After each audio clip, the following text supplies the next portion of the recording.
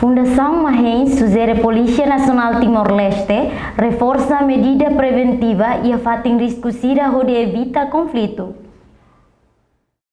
Diretor interino Fundação Mahen Sanso Xavier Hateten Ida Neva jornalista sira ihanyak Fatim Bairro dos Grilhos de terça-feira lorong walu fulan favarai rutinan rihun rua runuluresin rua.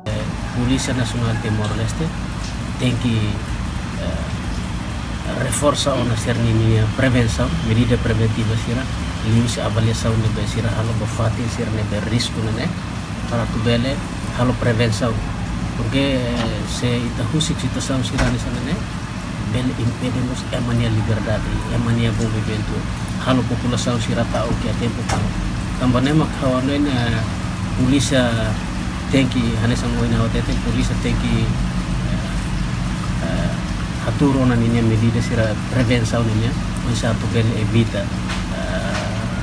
conflito sira fatin sira né também a fatin sira nebe identificar nesan risco né precisa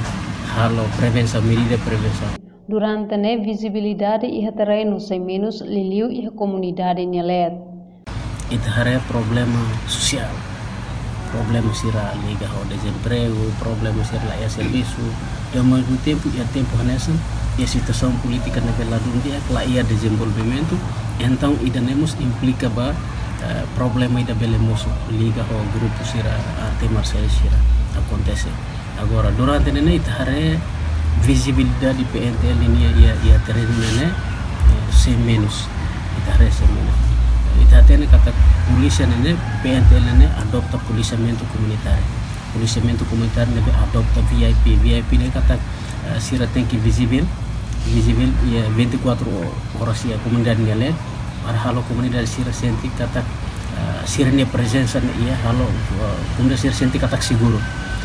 Hatamba preocupação hirakne comandante Pentel município dele superintendente chefe Henrique da Costa hateten durante ne Polícia Nacional Timor-Leste hetang apoio husi unidade especial polícia unidade polícia marítima no unidade polícia fronteira huria sai volume patrulhamento hokareta no lau ain bafaten risco sira e haten pukalan reportagem dir Sira Cruz Adaza Vieira Televisão Timor Post.